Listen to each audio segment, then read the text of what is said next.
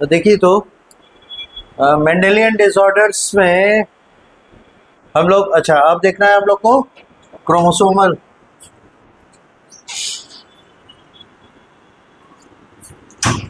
Disorders.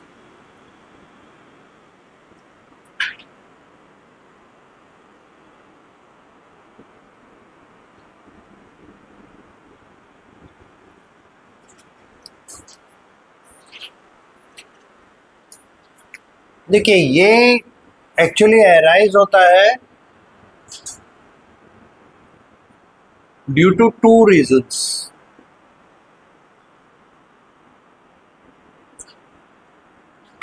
पहला है change in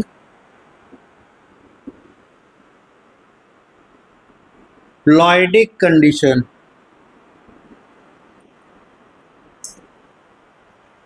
और दूसरा आता है change in number of individual chromosome. अब दोनों में थोड़ा सा अंतर है, वो समझिए। प्लॉइडिक कंडीशन मतलब हो गया पहले जैसे मोनोप्लॉइड या हैप्लॉइड जिसको हम लोग कहते हैं, दोनों लगभग लगभग एक ही मीनिंग लाता है लेकिन फिर भी डिफरेंस है ना। मोनोप्लॉइड कहने का मतलब हुआ कि सिंगल सेट ऑफ क्रोमोसोम्स ही उसमें है, हर एक क्रोमोसोम एक एक टाइप का है, एक एक पाया जाए, ठीक है। डिप्लॉयड हो गया जो जैसे होते हैं वो, है ना, डबल सेट ऑफ क्रोमोसोम्स है, हर क्रोमोसोम का एक एक मतलब दो दो कॉपी प्रेजेंट है, ठीक। यानी बेस नंबर ऑफ क्रोमोसोम जो होगा उसका double copy normally natural condition में उस ऑर्गेनिज्म के अंदर प्रेजेंट रहता है, तो वो कैसे स्टेट में क्या लेगा, डिप्लॉइडिक, है ना। और उसका अगर सिंगल सेट ऑफ क्रोमोसोम बनाते हैं तो वो कहलाएगा हैप्लॉइड। लेकिन जो खुद ही, है ना, सिंगल सेट ऑफ क्रोमोसोम के साथ है वो मोनोप्लॉइड भी कहला सकता है, हैप्लॉइड भी कहला सकता है। हालांकि हैप्लॉइड कहना बहुत ज़्यादा सही नहीं रहेगा, लेकिन प्रचलन में है, ट्रेडिशन में है कि उन्हें हैप्लॉइड कह देते हैं, तो चलता है, ठीक है। तो मोनोप्लॉइड और हैप्लॉइड मोर और लेस सब जगह सिमिलर होते हैं। डिप्लॉइड क्या हो गया, double set of chromosome. Triploid क्या हो जाएगा, triple set of chromosome, etcetera. तो कह रहा है प्लॉइडिक कंडीशन में चेंज यानी सेट ऑफ क्रोमोसोम जो है वो बिगड़ गया, यानी डिप्लॉइड है वो ट्रिप्लॉइड हो गया, डिप्लॉइड जो है हैप्लॉइड हो गया, डिप्लॉइड जो है टेट्राप्लॉइड हो गया, एटसेट्रा। यानी एक एडिशनल सेट ऑफ या एक से अधिक एडिशनल सेट ऑफ क्रोमोसोम उसे मिल गए। फॉर एग्जाम्पल हम लोग जब ह्यूमन की बात कर रहे हैं तो ह्यूमन में सिंगल सेट क्या है 23, तो उसके पास ऑलरेडी 46 है, उसमें और 23 जुड़ गया, ये ट्रिप्लॉइडिक कंडीशन हो जाएगा। या डबल सेट जुड़ गया, टेट्राप्लॉइडिक हो जाएगा। तो कहता है क्या कि क्या ऐसा ह्यूमन बीइंग एग्जिस्ट कर पाएगा, नहीं। रीजन क्या है, जो एनिमल्स है, not all the eukaryotes, animals and plants, these are two certified eukaryotes. तो प्लांट और एनिमल में सबसे बड़ा डिफरेंस क्या है कि प्लांट का बॉडी प्लान डेफिनेट नहीं होता, कहीं से भी ब्रांचेस निकल सकते हैं, कितने भी हो लीव्स निकल सकते हैं, कैसे भी रूट निकल सकते हैं, there is no definite body plan, है कि नहीं। कभी कभी कुछ पत्ते देखेंगे बहुत छोटे होते हैं, जैसे आप मनी प्लांट का देखिए, नॉर्मली छोटा छोटा पत्ता होता है, लेकिन अगर उसे मौका मिला इतना बड़ा बड़ा पत्ता भी हो सकता है, देखें इतने बड़े पत्ते भी होते हैं। और डिपेंड करता है कितना पुराना है, कितना उसे अपॉर्चुनिटी मिल रहा है, एटसेट्रा। मतलब क्या, फिर हम लोग समझ रहे हैं कि पत्ती का एक डेफिनेट प्लान है, बट डिपेंड करता है, वो भी चेंज हो सकता है। तो कहने का मतलब है प्लांट बॉडी में shape of the organ is not defined, ठीक है। Branches, number of branches, these are not defined. पर एनिमल्स के केस में उनके जितने ऑर्गन्स हैं they are defined, they have a definite shape and size. एक स्टेज के बाद उनका ग्रोथ बंद हो जाता है, पर प्लांट्स आर एवर ग्रोइंग, ठीक है। इसलिए क्या है कि एनिमल और प्लांट में यहाँ पर आने के बाद डिफरेंस आ जाता है। और अगर प्लांट में प्लॉइडिक कंडीशन में चेंज आया मतलब घट गया, तब तो उसके लिए भी नुकसानदेह है, वो सर्वाइव नहीं करेगा। लेकिन प्लॉइडिक कंडीशन बढ़ गए, जैसे डिप्लॉइड है, टेट्राप्लॉइड हो गया, ट्रिप्लॉइड हो गया, तो उसको कई कंडीशंस में बेनिफिट हो जाता है। उसका जितना ऑर्गन या बॉडी पार्ट बन रहा था डबल सेट के वजह से, एक सेट और आ जाने के कारण वो पार्ट और इनहांस हो जाएगा, तो उसको बेनिफिट हो जाता है। इसलिए प्लॉइडिक कंडीशन में चेंजेस प्लांट्स टॉलरेट करते हैं और अप्रिशिएट करते हैं। फॉर एग्जाम्पल, आप जो व्हीट कंज्यूम करते हैं, ब्रेड व्हीट, ये हेक्साप्लॉइड है। नॉर्मली ये इसका जो वाइल्ड वैरायटी है वो डिप्लॉइड और टेट्राप्लॉइड है, जिसके कॉम्बिनेशन से ये बना व्हीट, उसका एक पेरेंट, ओरिजिनल जो पेरेंट था, एक डिप्लॉइड था और एक टेट्राप्लॉइड था, दोनों को मिलाकर हेक्साप्लॉइड बनाएगा। यानी इसमें जितने नंबर ऑफ क्रोमोसोम्स हैं 42, उसका बेस नंबर है 7 और 6 सेट उसमें है, 6 7 42, 42 क्रोमोसोम्स हैं। तो हेक्साप्लॉइड है, बड़े आराम से सरवाइव कर रहा है, जनरेशन आफ्टर जनरेशन व्हीट मिल रहा है ना। पर यही दूसरे एनिमल्स में अगर आप कोशिश करें तो they will not tolerate it and they will degenerate and will die. तो ना तो उनका, है ना, स्पीसीज आगे बढ़ पाएगा, ना ही वो जिंदा रह पाएगा। तो इसीलिए प्लॉइडिक कंडीशन में चेंज ह्यूमन के केस में नॉन टॉलरेबल है। ऐसा कोई भी ह्यूमन आपको नहीं मिलेगा जिसमें प्लॉइडिक कंडीशन आप चेंज कर दें और सर्वाइव करें, तो ये होता ही नहीं, इसलिए इस तरफ नहीं देखना। अब है दूसरा कि डिसऑर्डर किसके वजह से आएंगे, जब नंबर ऑफ इंडिविजुअल क्रोमोसोम में चेंजेस आ गए। ये बात हम लोग कुछ समझ सकते हैं। इंडिविजुअल क्रोमोसोम मतलब for example chromosome number 2, for example chromosome number 23, इसमें चेंज आ गए, मतलब इसका जितना नंबर होना चाहिए, एक बढ़ गया या एक घट गया, 2 बढ़ गया या 4 घट, मतलब एक घट गया, ऐसे। तो इसको कहते हैं क्या, तो ये तो होगा नहीं, इसकी हम लोग बात करें, this is called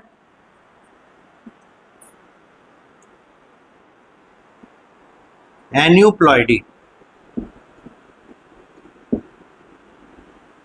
where a single chromosome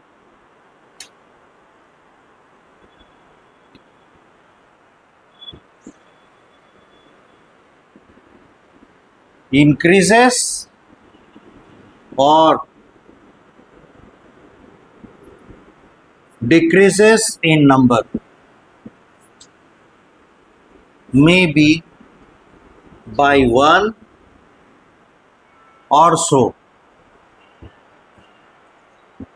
जिससे कहने का मतलब है एन्यूप्लॉइडी, इसके लिए टर्म यूज होगा जिसमें कि कोई इंडिविजुअल क्रोमोसोम, उसकी संख्या या तो एक बढ़ जाएगी या एक घट जाएगी, या 2 बढ़ गई 2 घट गए, 2 घट गए तो वो गायब ही हो गया क्योंकि डिप्लॉइड कंडीशन में रहता है। ठीक है, तो ऑन दिस बेसिस इंक्रीज करे या डिक्रीज करे, इसके बेसिस पे इसे 2 पार्ट में बांटते हैं। पहला कहलाता है 1 क्रोमोसोम इंक्रीमेंट या डिक्रीमेंट, इसके लिए ट्राइसोमी, और दूसरा टर्म है मोनोसोमी। तो ट्राइसोमी हो जाता है 46 क्रोमोसोम्स प्लस 1, ये नहीं 47 क्रोमोसोम लिखेंगे, वो नहीं करते। भले टोटल नंबर ऑफ क्रोमोसोम एक बढ़ गया तो इसलिए 47 होगा, that is true, but 46 chromosomes हैं और एक एक्स्ट्रा क्रोमोसोम है, यानी ये डिप्लॉइडिक स्टेट को शो कर रहा है, और एक एक्स्ट्रा क्रोमोसोम किसी एक क्रोमोसोम नंबर का एक एक्स्ट्रा कॉपी आ गया है, वो इसीलिए इसको 46 प्लस 1 करके इंडिकेट करते हैं।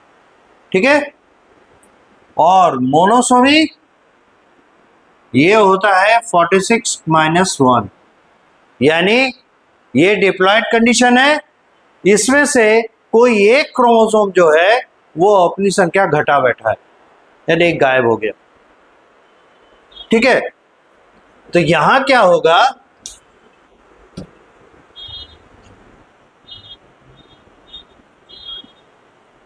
one of the chromosome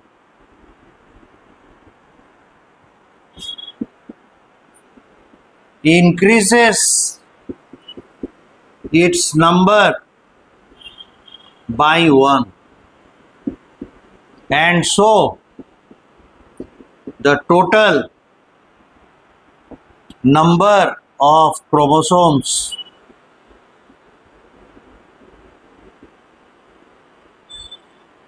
has become 47, indicated by 46 plus 1.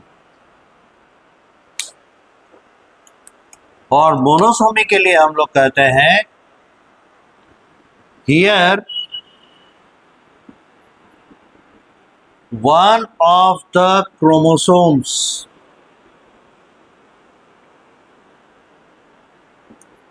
has lost one member, and so it has become single copied than double copied.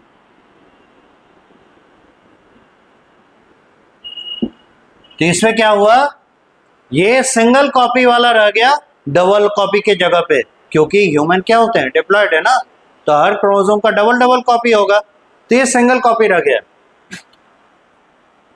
The total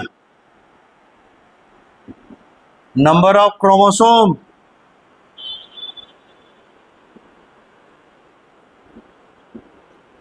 becomes 45 and shown by 46 minus 1. ये है 46 plus 1. बात समझ में आ गया दोनों के बीच में क्या डिफरेंस है. अब इनके एग्जाम्पल्स, ये हो सकते हैं ऑटोसोमल, ये हो सकते हैं एक्स रिलेटेड,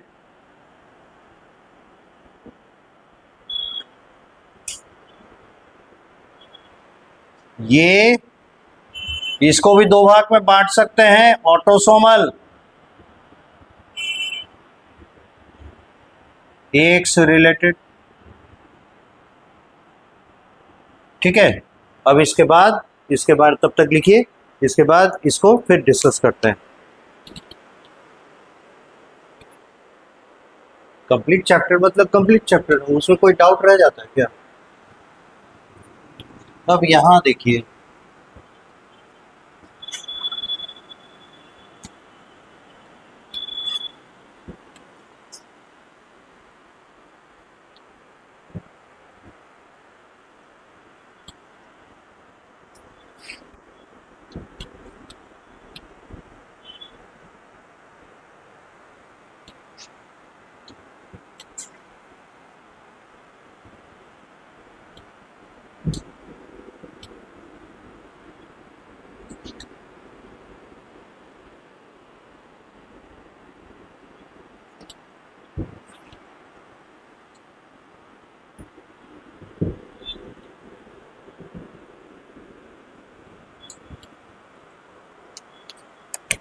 तो हम लोग को दिखा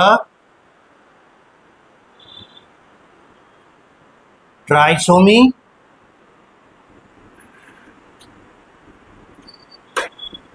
ऑटोसोमल, एक्स लिंक्ड और एक्स रिलेटेड.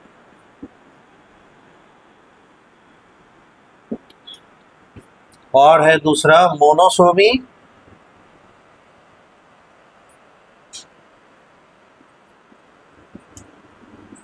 ऑटोसोमल,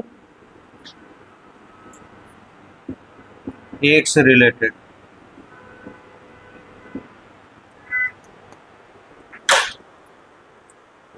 ये जो है नॉन टॉलरेंट होता है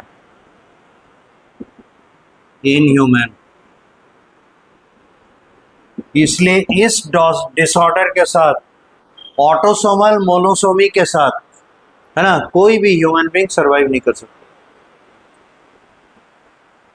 एक्स क्रोमोसोम के मोनोसोमी के साथ ह्यूमन एग्जिस्ट कर सकता है, तो ऐसा ह्यूमन कैसा होगा? 44 ऑटोसोम्स होंगे, है ना, प्लस एक्स होगा इसमें। दूसरा वाला एक्स और वाई नॉट प्रेजेंट होगा। ठीक है, तो जब सिंगल एक्स एग्जिस्ट कर रहा है तो ऐसा इंडिविजुअल कैसा हो जाएगा? ये होंगी फीमेल, और इसीलिए मोनोसोमी इन एक्स या monosomy in sex chromosome for mails it is not tolerable.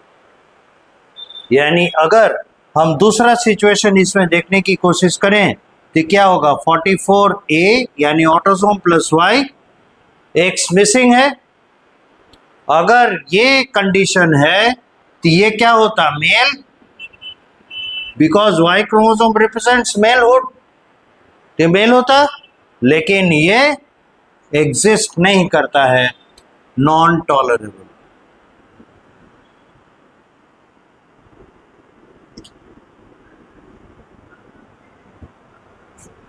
इसलिए मोनोसोमी के साथ केवल एक्स ही अगर रहे तो एग्जिस्ट करता है, केवल वाई अगर रहे तो वो नॉन एग्जिस्टिंग हो जाता है। ठीक है, और ये आता है, ये कहलाता है टर्नर्स सिंड्रोम।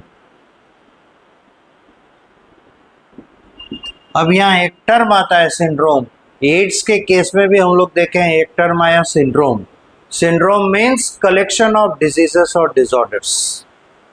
ठीक है, बहुत सारे डिसऑर्डर्स होंगे, तो ये टर्नर सिंड्रोम कहलाता है। इसमें क्या होता है? इंडिविजुअल है, वो तो फीमेल होंगी, but they have some structural or functional defect in their body and especially in the reproductive organs. इनके ओवरीज फंक्शनल नहीं होंगे, रिप्रोडक्टिव ऑर्गन्स बहुत अच्छा काम नहीं करेगा। हाँ, आईक्यू लेवल एवरेज होता है एंड उनका स्ट्रेचर हाइट मीडियम हाइट होता है, न तो टॉल होती है ना ड्वार्फिज्म उनमें होता है, लेकिन उनमें रिप्रोडक्टिव कैपेबिलिटी नहीं होती, they are non reproductively non mature. ठीक है, ये होता है टर्नर सिंड्रोम। लेकिन ये 44 ऑटोसोम प्लस ए वाई ये एग्जिस्ट नहीं करते। अब देखिए ऑटोसोमल ये ट्राइसोमी में इसके कई एग्जाम्पल्स हैं। When trisomy in 21st chromosome, ये कहलाता है डाउन सिंड्रोम।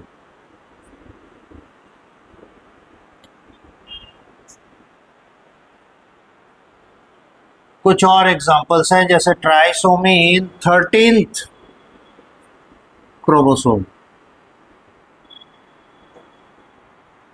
ये कहलाता है पटाउस सिंड्रोम।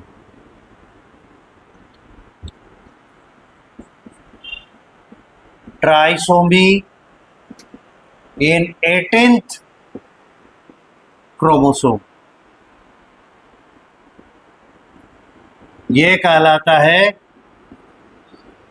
Edwards syndrome.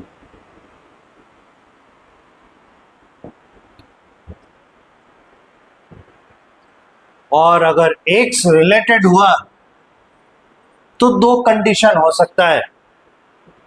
ये होगा 44 autosome plus X X and extra X. दूसरा हो सकता है 44 autosome plus X Y plus X. ठीक है, तो ये रिप्रेजेंट कर रहा है 46 क्रोमोसोम्स, ये भी रिप्रेजेंट कर रहा है 46 क्रोमोसोम्स, है ना। Now this is because of why it is male, this is because of x this is female. So here on the upside, the female has an extra X, but here in the Y, XY, there is an extra X. ठीक है, ये जो condition है जिसमें sex chromosome में बढ़त हो जाती है, ट्राइसोमी हो जाता है, इसे हम लोग कहते हैं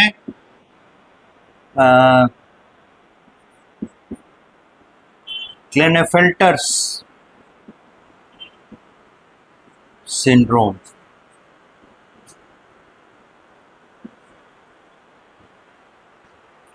और इसमें ये जो बना 44 plus X Y plus X, इन्हें ही कहा जाता है एनुंच या थर्ड जेंडर।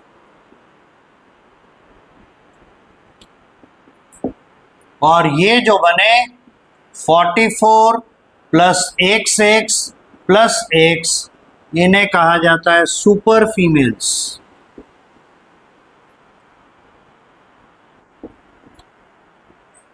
यहां तक नोट कीजिए।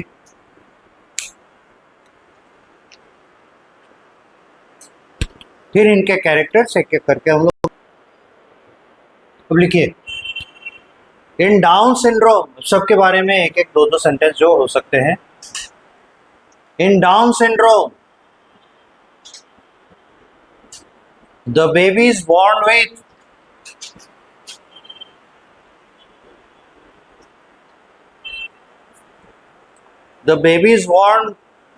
born with abnormalities in body structures, abnormalities in body structures,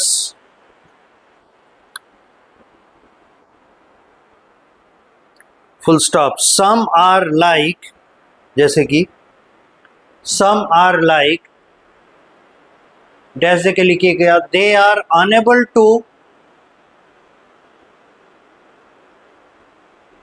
they are unable to put, they are unable to put their tongue entirely in the mouth. मुंह बंद करके जीव अंदर नहीं रख पाते हैं वो। They are unable to put their tongue entirely in their mouth, comma flappy eyes, मतलब आई यहां देख रहे हैं ना ये, तो यहां फ्लैप दिखेगा, ऐसे फोल्ड्स, स्किन फोल्ड नहीं होता है बूढ़े लोगों का जैसे आ जाता है, उस तरह का फ्लैपी आईज उसको कहते हैं। फ्लैपी आईज, चौड़ा कपार दिखेगा, broad forehead,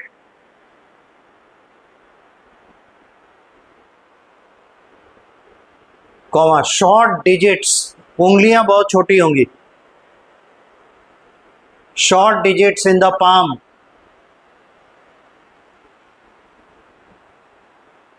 comma learning and writing difficulties, पढ़ने लिखने सीखने में बहुत दिक्कतें आती है।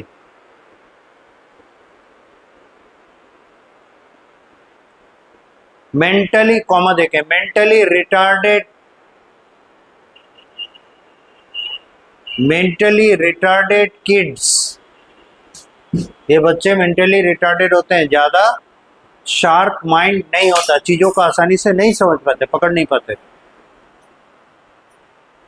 Etcetera, full stop. They don't live full life, ऐसे ही पूरे माँ बाप पे आधारित होते हैं, आश्रित होते हैं और पूरा जीवन नहीं जी पाते।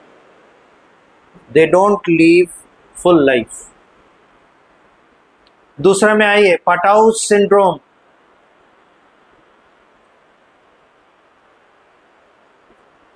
इसमें लिखिएगा sufferers have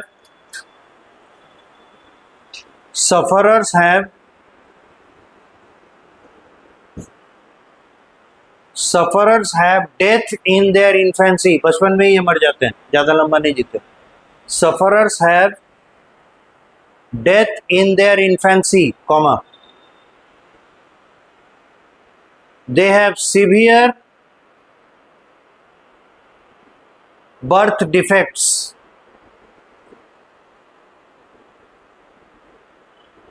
due to developmental error। ठीक से बॉडी ग्रो नहीं कर पाता, डेवलपमेंटल एरर।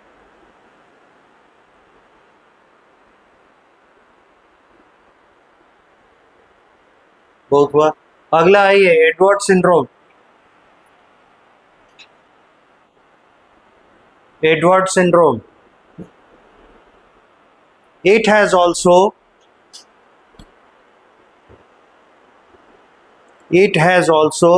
congenital मतलब by birth, it has also congenital birth defects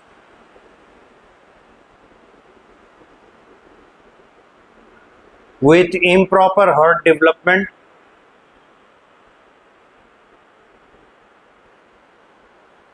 and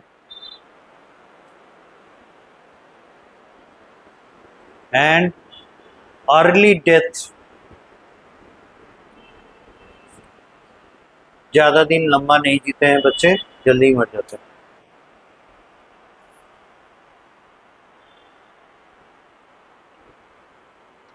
अब आइए क्लेनेफेल्टर सिंड्रोम टाइप ए, डैश देके टाइप ए लिखिएगा। ये रहा क्लेनेफेल्टर सिंड्रोम। ये हम लोग किस पे आ रहे हैं, चल रहे हैं अभी ट्राइसोमी में। ऊपर वाले 3 थे ऑटोसोमल, ये वाला सेक्स रिलेटेड या सेक्स क्रोमोसोम रिलेटेड या एक्स क्रोमोसोम रिलेटेड।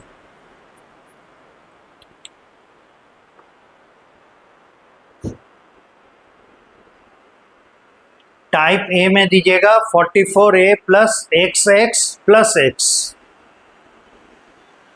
ये है 44A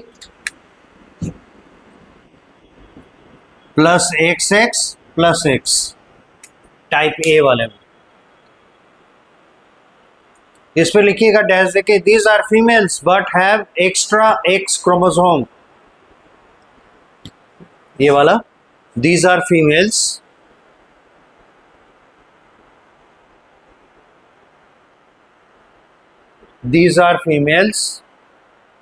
but with extra X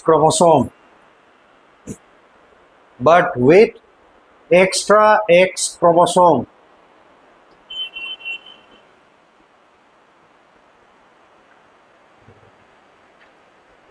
full stop के बाद लिखिएगा, since the proportion of x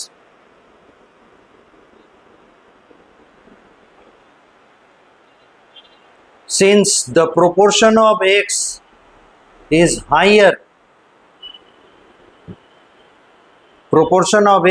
higher, therefore they are called super females,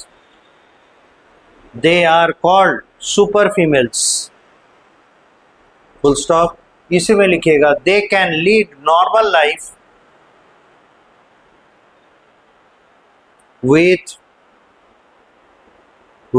average IQ level, बहुत तेज दिमाग की नहीं होती हैं, एवरेज होता है, नॉर्मल लाइफ लीड कर सकती हैं, किसी सिस्टम में एरर नहीं होता, केवल और केवल रिप्रोडक्टिव सिस्टम में प्रॉब्लम्स आते हैं।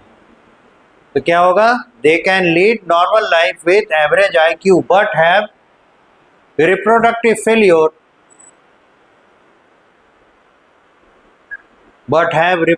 Failure due to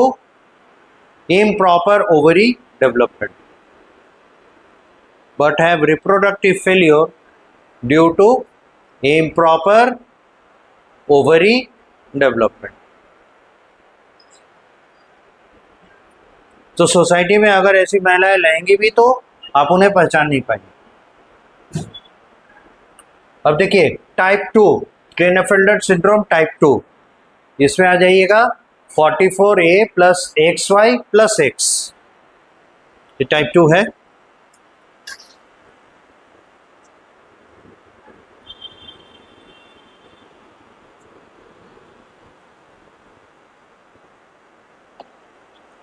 क्लेनेफेल्टर syndrome type 2 44A plus XY plus X। तो आप समझ ही चुके हैं, जिन्हें हम लोग थर्ड जेंडर कहते हैं, है ना, उन्हें हम लोग एक्चुअली उनका केमिकल कंपोजिशन क्रोमोसोमल कंपोजिशन ये है। एक दिन पूछ रहे थे कोई ना, मतलब समझ में आया कैसे ये बनते हैं? This is all. अच्छा साक्षी, तो जैसे कि लिखिएगा they have extra X chromosome, they have extra X chromosome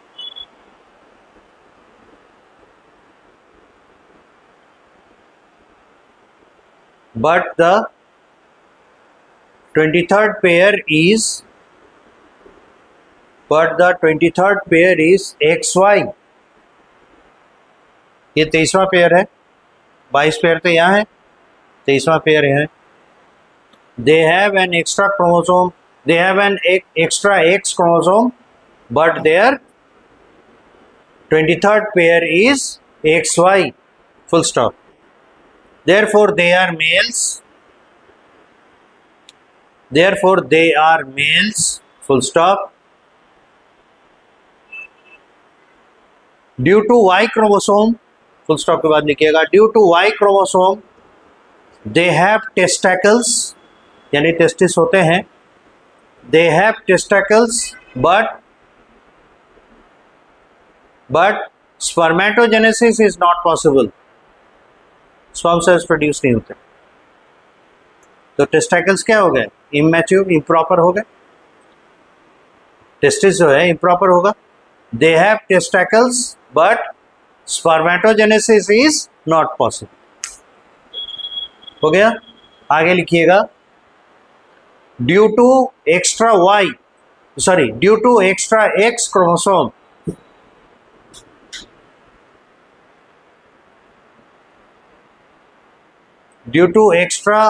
chromosome they develop breast like females।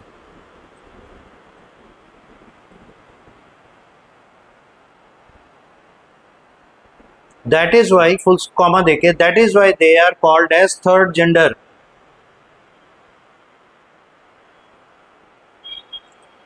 that is why they are called third gender as they have both masculine and feminine characters,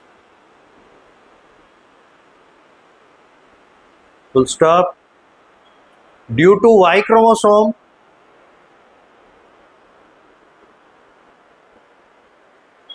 they have tall stature, लंबे होते हैं, they have tall stature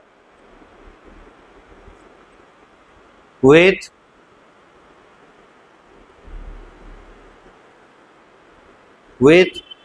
good strength in their muscles।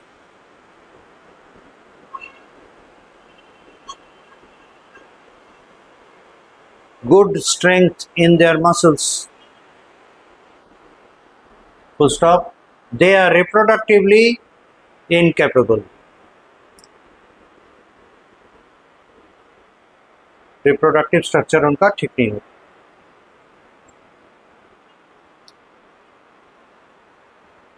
अब अगला आ जाइए, trisomy autosomal, ये तो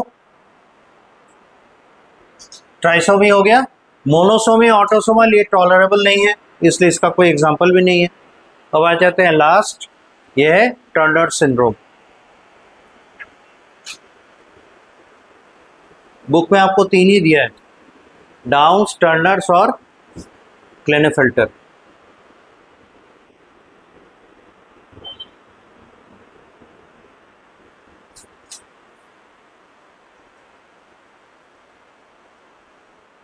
Turner syndrome, इस पे लिखिएगा they have 44 autosomes and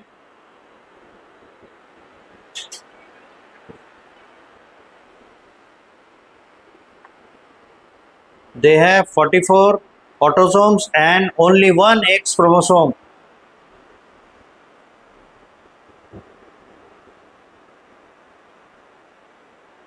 And only one X chromosome, full stop. Therefore, the last pair is incomplete. Last pair of chromosome complete नहीं होता. Therefore, their last pair of chromosome is incomplete.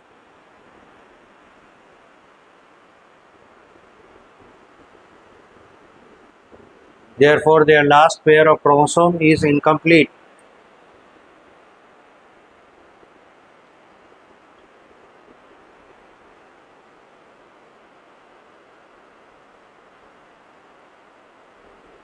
Due to the X chromosome presence,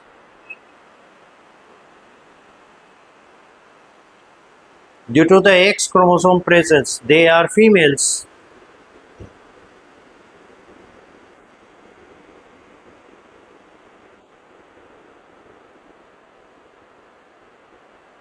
Full stop. They can live, ये जीवित रहते हैं, they can live, but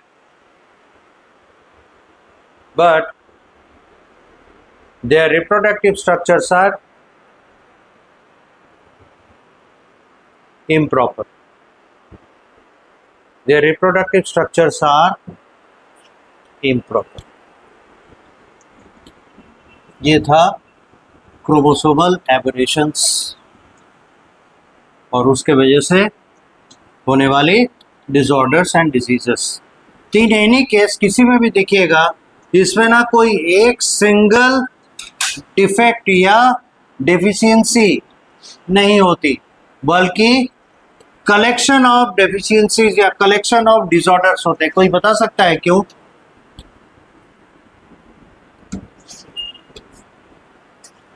जैसे point mutation में एक ही गड़बड़ी दिखाई दिया ना, पर इसमें मल्टीपल गड़बड़ियां दिखाई देती है। कोई रीजन ऐसा क्यों है? बहुत सिंपल है, अगर थोड़ा सा सोचिएगा तो जवाब दे दीजिएगा।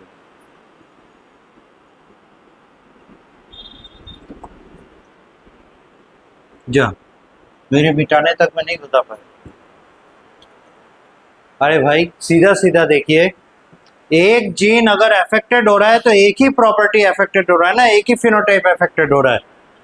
लेकिन अगर एक क्रोमोसोम अफेक्टेड हो रहा है तो एक क्रोमोसोम पे कितने जीन्स होंगे, है ना? आप देखेंगे अगले चैप्टर में जो फर्स्ट क्रोमोसोम है वो longest chromosome of human being होता है और एक क्रोमोसोम शॉर्टेस्ट है, और अकेले एक क्रोमोसोम में 233 जीन्स होते हैं। तो फर्स्ट क्रोमोसोम पे कितना होगा? 3000 जीन होता है लगभग। तो सोच लीजिए, अगर किसी का, है ना, एक कंप्लीट से एक क्रोमोसोम गायब हो जाए तो कितने 100 जीन्स गायब हो जाएंगे। तो जहां एक जीन के गड़बड़ी के वजह से वो टॉलरेट करना मुश्किल हो रहा है, कलेक्शन ऑफ जीन्स अगर गायब हो गए, नॉन फंक्शनल हो गए, तो उसको कितना बड़ा डिफिशियंसी झेलना पड़ेगा, है कि नहीं? इसीलिए इसमें एक नहीं कई डिसऑर्डर्स एक साथ आ जाए। कई ऐसे हमारे ऑर्गन्स है जिसका कुछ पोर्शन क्रोमोसोम नंबर 1 से बनता है, तो कुछ पोर्शन के लिए जीन्स क्रोमोसोम नंबर 5 पे होते हैं, कुछ जीन्स दूसरे क्रोमोसोम पे होता है। फॉर एग्जांपल, ह्यूमन का जो ग्लोबिन जीन है, हीमोग्लोबिन का अल्फा चेन के लिए जीन बैठा होता है 16वां क्रोमोसोम पे, सॉरी बीटा ग्लोबिन के लिए जीन बैठा होता है 16वां क्रोमोसोम पे, और अल्फा के लिए शायद 12th है या 11th है। 11th है शायद।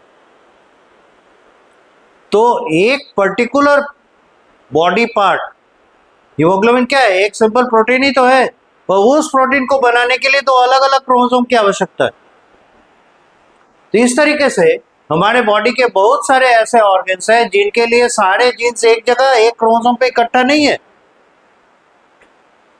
ठीक है, तो यही वजह है अगर एक भी क्रोमोसोम में गड़बड़ी हुई तो मल्टीपल डिसऑर्डर्स एक साथ उसे फेस करने पड़ते हैं। अब वो डिपेंड करता है कि क्या किस ऑर्डर का, किस डिग्री का डिफिशियंसी उसे झेलना पड़े। अगर सीवियर होगा सर्वाइव ही नहीं करेगा। तो सोचिए, एक क्रोमोसोम गायब होने से इतनी परेशानी हो सकती है, एक सेट कंप्लीट गायब कर दें, क्या लोग। इसीलिए ऐसे एबनॉर्मेलिटीज टॉलरेबल नहीं होती। अब यहां पे एक रीजन फाइंड आउट करना होगा, ऐसा क्या हो जाता है कि एक क्रोमोसोम, मतलब सिंगल नंबर ऑफ क्रोमोसोम, एक ही क्रोमोसोम गायब हो जाता है या एक क्रोमोसोम का एक्स्ट्रा कॉपी आ जाता है, ऐसा क्यों होता है? द रीजन फॉर एन्यूप्लॉइडी,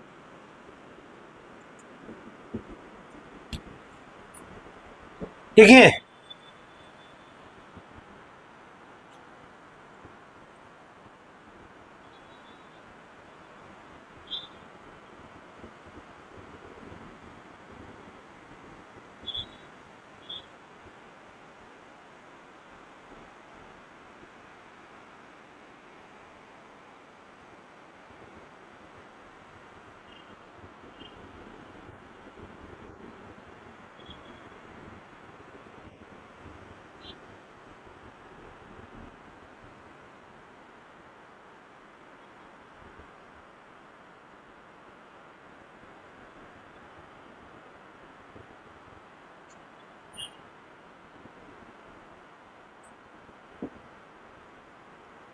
ये कौन सा स्टेज है?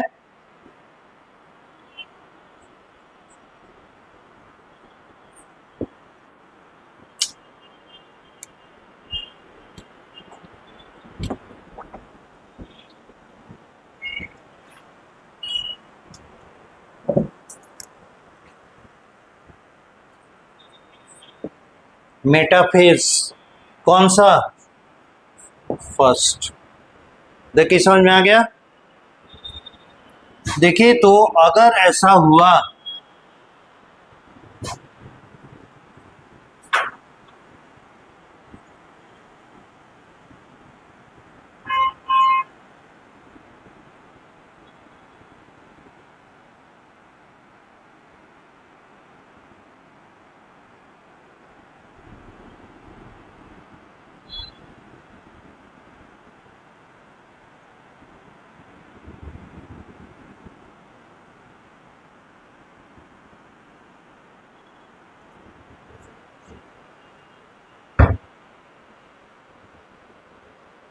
यहीं से बेचारा छूट गया,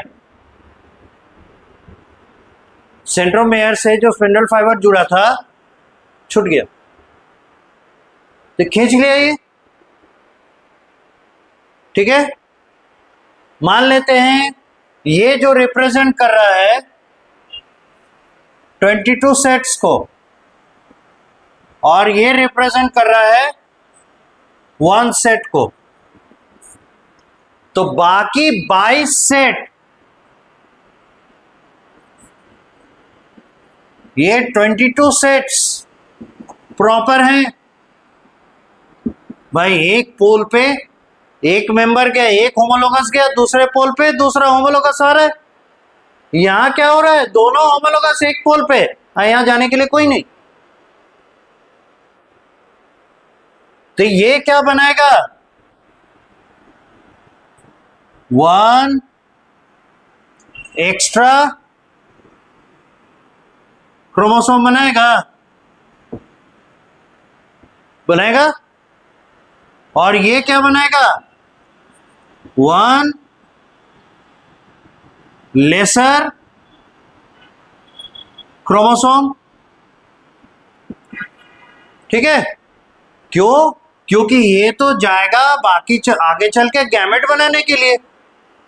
भाई मियोसिस क्यों होता है? गैमेटोजेनेसिस के लिए ना।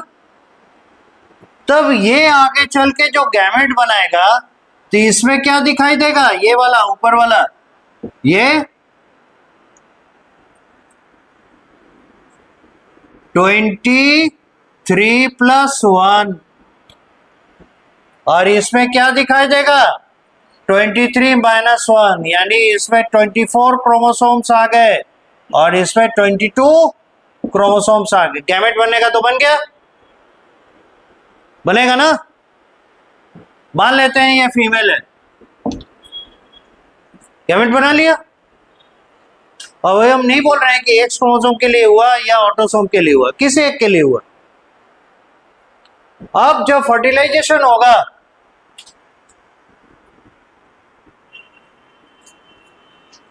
तो फर्टिलाइजेशन तो 23 क्रोमोसोम के साथ होगा। तो ये फर्टिलाइज करेगा, बनाएगा क्या? 23+23+1, ये आ गया क्या? ट्राइसोमी आया।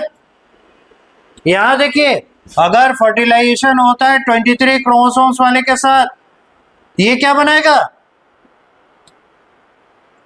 23+22। क्यों? क्योंकि एक तो दिया नहीं है, तो इसका रिजल्ट क्या होगा? 46-1। दिस इज, अब समझ में आया?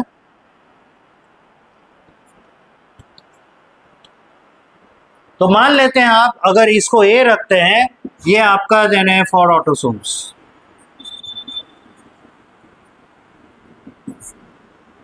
बी, सेम प्रोसेस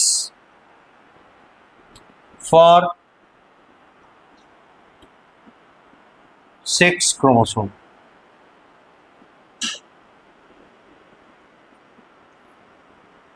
अब देखिए तो ये वाला सिचुएशन 6 क्रोमोसोम के लिए कौन बना कर देगा? क्या आपको लगता है मेल में 23rd पेयर जो है वो आपस में ऐसे जुड़ेंगे? नहीं, इसलिए मेल हमेशा एक 22+X और एक तो 22+Y बनाएगा। Got it?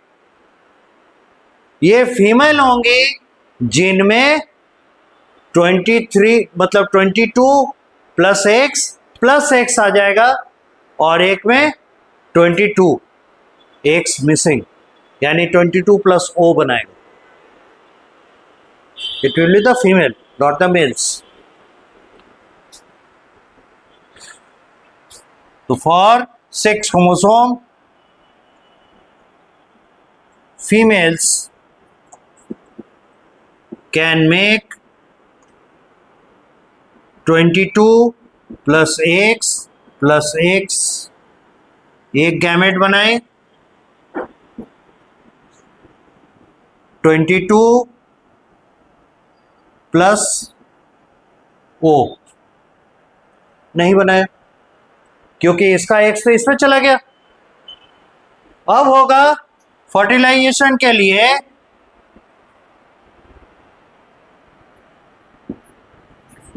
अगर इसे 22+X वाला स्पर्म सेल मिला, ये क्या बनाएगा? 44A है ना, प्लस XX+X। अगर इसे स्पर्म सेल मिला 22+Y, तो ये क्या बना कर देगा? 44A प्लस XX+Y, ये देगा ना। या ऐसे कीजिए 44A plus XY plus X। और अगर इसकी कंडीशन को देखें अगर इसे फर्टिलाइज करने के लिए स्पर्म सेल आया 22 + X, तब तो बनाएगा 44A + X। अगर इसे स्पर्म सेल फर्टिलाइज करने के लिए आया 22 + Y, तब क्या बनाएगा 44A + Y, और ये हो जाएगा non viable.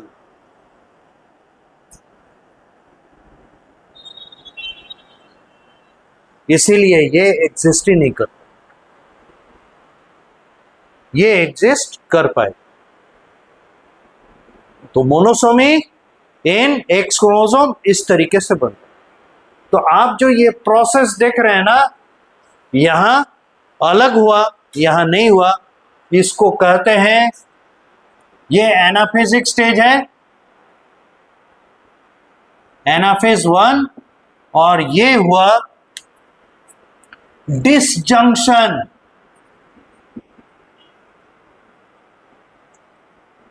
Of homologous pair of chromosome.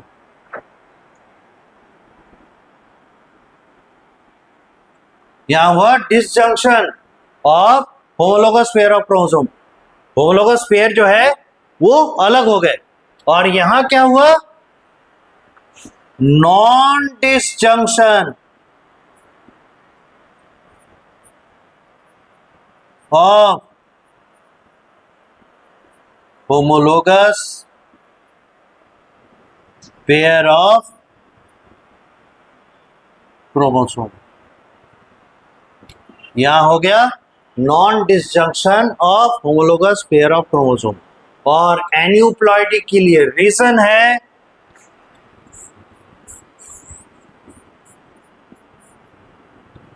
Non disjunction of homologous pair of chromosome.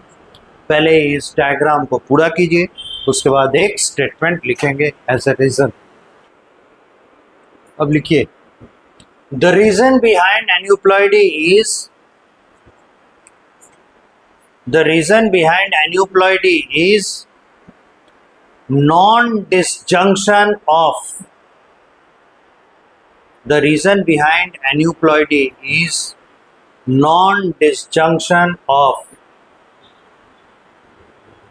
homologous chromosome.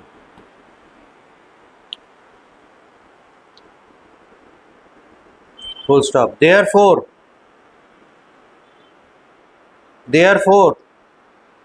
the gametes formed, therefore the gametes formed are with,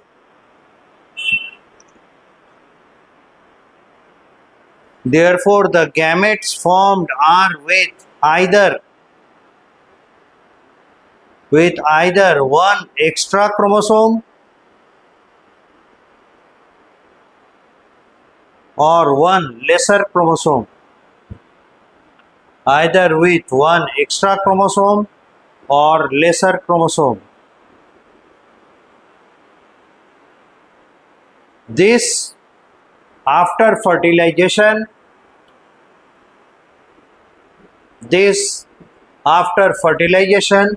in the zygote, this after fertilization in the zygote appears as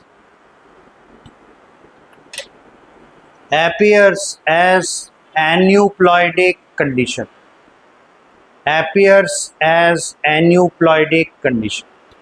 Full stop.